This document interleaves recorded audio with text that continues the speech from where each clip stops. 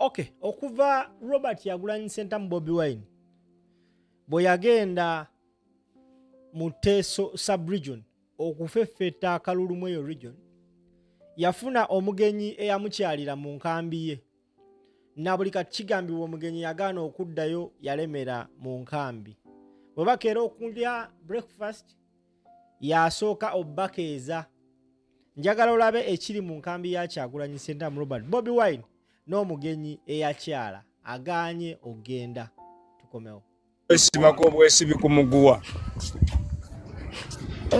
kata nsonyi okumanya sijja kuddamu nakusumbuwa neyanziza nange tuli wano enjala etuluma ne Crested kulaini alengaluma nze abaleeta gwe atuleeta taata alingana balekayo nno kati ekeeyo oba mamisha nti taliiwo ajja bikola gale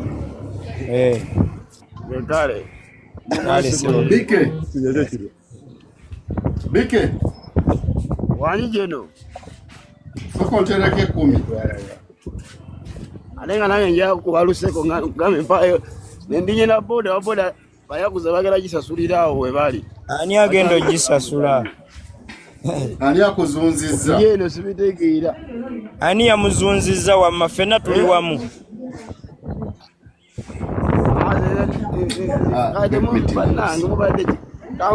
kankomewo kale kiri eri emmanvu ono dogosi teyali mu kiramu kiri akweyo lumu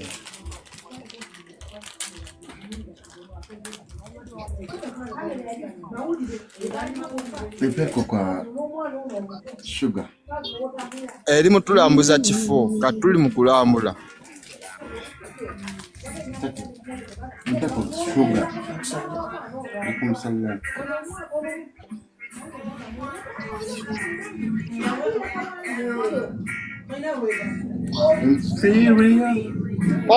naye Crested Crane yagenzeeko ewali Museveni ebisiraani byalina banna ngekimayo tesobola genda ekipalooli tekisobola mugendako sokolabe Jeno Museveni gwe tomulaba ku mbizi buli wagenda okulambula like PDM agenda ku mbizi ate nazo zimwewala ela get me one atenze eyaza kunzukutte kwatako oli omusajja alina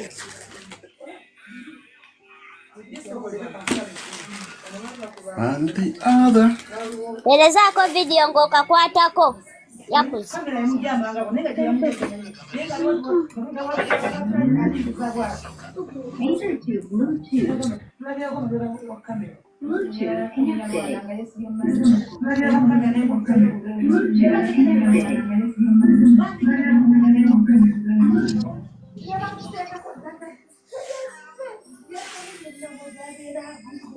Olimba kati mabala abali ku WhatsApp ngiraba banaye tusabayo kuza amafuta oba bampulira banne tondano z'amafuta za futi imerabayo nakopeeza akavidiyo ng'okakwatako ako ka Crested Crane bwe tolaba nti noli mukakwatako netiwakayo wayange yiyo tulaba nti nkakwatako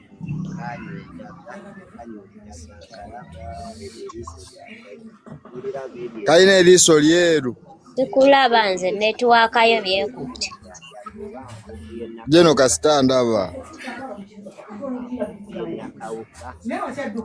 yakafuluuta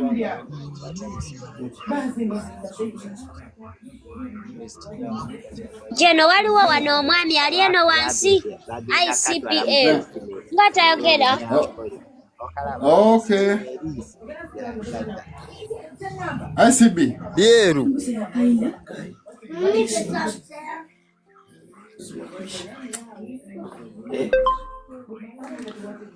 ICB But in a speech, mwagiwuliddeko.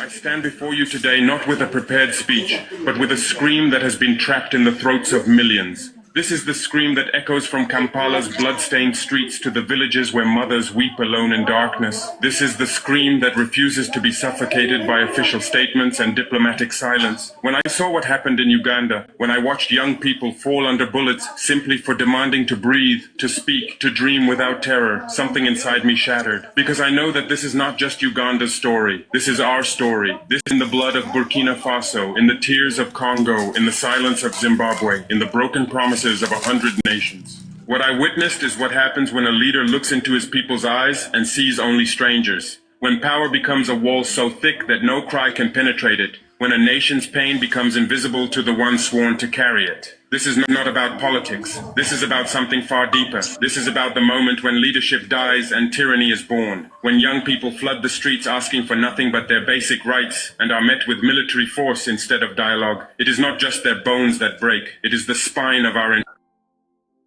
government deploys soldiers against its own children. The air fills not just with tear gas, but with the ghost of every colonial master who taught us that African lives are expendable. Every baton that falls on a student's back carries the echo of chains our ancestors died to break. Every voice silenced is a betrayal of every freedom fighter who believed independence meant dignity. This is the pain of every African who dared to believe their leader would be different. And yet, here we are in 2024, still fighting the same battles our grandparents thought they had won. I am young. Many say too young to speak with such authority. But age is not measured in years when your soul has walked through fire. I came to power not through lineage or military cunning alone, but through a promise whispered in the hearts of a generation that refused to die in silence. I represent something dangerous to old systems, the possibility that a leader can still feel, that a president can still bleed when his people bleed, that power does not have to turn a human being into stone. When I speak, you do not hear rehearsed political scripts written by advisors who have never missed a meal.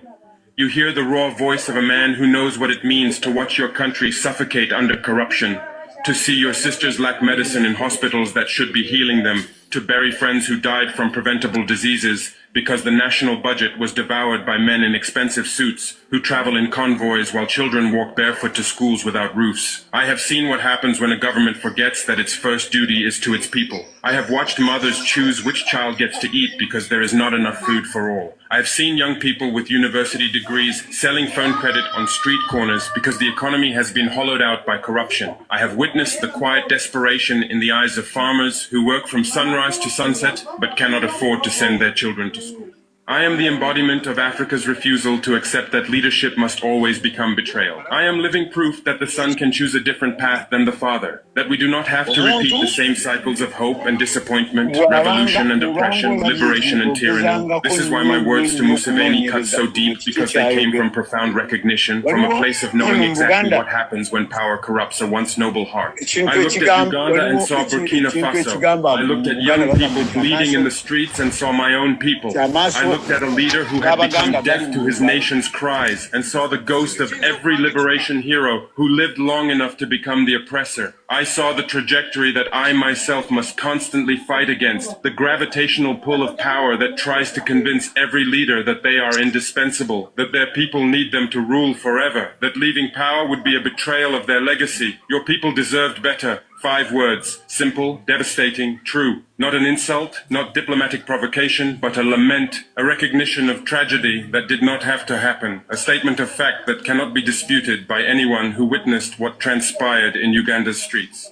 The world saw everything, and this is what haunts every dictator in the digital age. In this era of cameras and smartphones, there is nowhere to hide. The footage exists. The evidence is immortal. History will not forget. The blood on the pavement is documented. The cries of mothers are recorded. The fear in young eyes is captured forever. No amount of propaganda can erase what the world has witnessed. No state television broadcast can contradict the videos that circulated globally within hours. Yoweri Museveni, a name that once carried the weight of revolution, a guerrilla fighter who spoke the language of liberation, a man who came to power in 1986 promising fundamental change. There was a time when his name was mentioned alongside the great resistors, when he stood before crowds speaking of African dignity, of ending dictatorship, of building a nation where every voice mattered. I know this history. I have studied it. I have read his speeches from those early years, and they sound like speeches I might give today. He spoke about the problems of African leadership, about presidents who clung to power, about the need for term limits and democratic accountability. He was, in his own words, going to be different. But something happened along the way, something that happens too often on this continent, something I see in my nightmares and fight against every single day. The revolutionary becomes the institution. The liberator becomes the jailer. The man who fought against lifetime presidencies decides rules do not apply to him. The one who condemned corruption becomes its chief architect. The people who once danced in the streets celebrating his arrival now run from soldiers wearing his orders like armor. This is the African tragedy written in 1,000 variations across our continent. The story of how power corrupts not gradually but absolutely. How a man can look in the mirror and no longer recognize the young fighter he used to be. How a leader convinces himself that holding power is national service, that his people are not ready for change, that he alone understands what is best for them, that without him the nation would collapse into chaos. But the people are not children waiting to be told what is good for them. The people are not a resource to be managed or a threat to be controlled. When citizens march demanding accountability, they are not asking permission, they are not begging for favors, they are reclaiming what was always theirs by right, what was stolen from them through violence and manipulation and the slow erosion of democratic institutions. The confrontation in Uganda is about a choice every African leader must make. A choice I must make every single day. Will you listen or will you silence? Will you serve or will you rule? Will you recognize that the presidency is temporary but the nation is eternal? Will you understand that you are a custodian, not an owner, that you hold power in trust for the people, and that trust can be revoked? Museveni